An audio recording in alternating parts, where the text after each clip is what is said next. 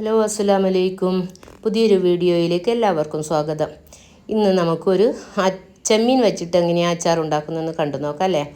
അപ്പോൾ ഞാൻ ഇന്ന് ചെമ്മീൻ അച്ചാർ ഉണ്ടാക്കി നിങ്ങളെ കാണിക്കാൻ പോവാണ്. ദ്വീപ് സ്റ്റൈലിലാണ് ഇത് ഉണ്ടാക്കുന്നത്.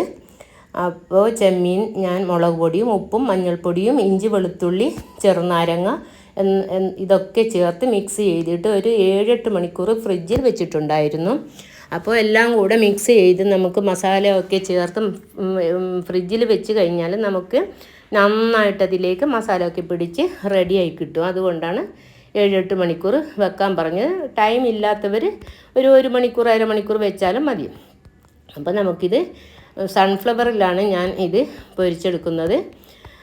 വെളിച്ചെണ്ണ ഉപയോഗിച്ചാൽ അതിൽ കാറലുണ്ടാവും. അപ്പോൾ നമുക്ക് അല്ലെങ്കിൽ പാം ഓയിൽ ഇല്ലെങ്കിൽ സൺഫ്ലവർ എന്തായാലും കുഴപ്പമില്ല. ഓയിലാണ് ഈ അച്ചാർ ഉണ്ടാക്കേണ്ടത്.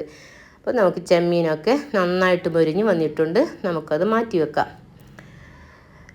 ചെമ്മീൻ ലക്ഷദ്വീപിൽ കിട്ടാനില്ല. അപ്പോൾ ഞാൻ ഇതുവരെ കണ്ടിട്ടില്ല. പല വെറൈറ്റി മീൻ കണ്ടിട്ടുണ്ടെങ്കിലും ലക്ഷദ്വീപിൽ ചെമ്മീനും ഞാൻ കണ്ടിട്ടില്ല. അതുകൊണ്ട് തന്നെ എനിക്ക് ഭയങ്കര ഇഷ്ടമുള്ള ഒരു മീനാണ് ചെമ്മീൻ. അപ്പോൾ നമുക്ക് അതുകൊണ്ട് അച്ചാർ ദ്വീപ് സ്റ്റൈലിൽ തന്നെ വെച്ച് നോക്കാം. അപ്പോൾ ഉരുളിയിൽ ഞാൻ കുറച്ച് സൺഫ്ലവർ ഒഴിച്ച് കൊടുത്തിട്ടുണ്ട്. അത് നന്നായിട്ട് ഓയിൽ ചൂടായി വരുമ്പോഴേക്കും നമുക്ക് കടുകും കുറച്ച് ഉലുവയും കൂടെ ചേർക്കാം.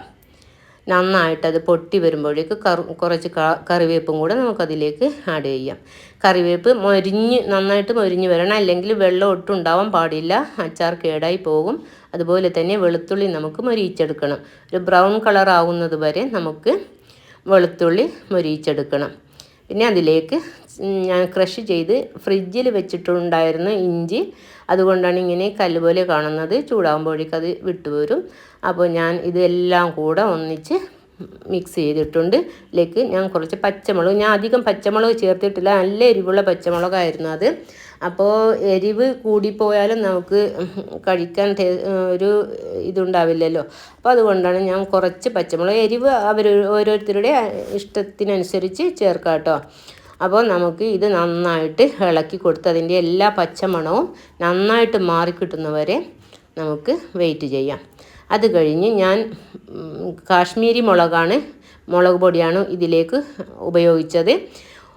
മുളക് പൊടിയിലേക്ക് വിനാഗിരിയും ഉപ്പും ചേർത്ത് മിക്സ് ചെയ്ത് ഞാൻ വെച്ചിട്ടുണ്ടായിരുന്നു.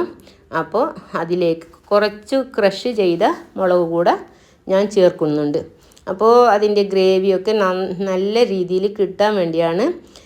പൊടിമുളകിനേക്കാളും കുറച്ച് അതിലേക്ക് ക്രഷ് ചെയ്ത മുളക് ചേർക്കുമ്പോഴേക്ക് ഒന്നുകൂടി ഗ്രേവി നന്നായി കിട്ടും നമുക്ക്. ഇത് നല്ല രീതിയിൽ നമ്മൾ ഇളക്കി തീയൊക്കെ കുറച്ച് വെച്ചിട്ട് നന്നായിട്ട് ഒന്ന് ഇളക്കി കൊടുക്കണം.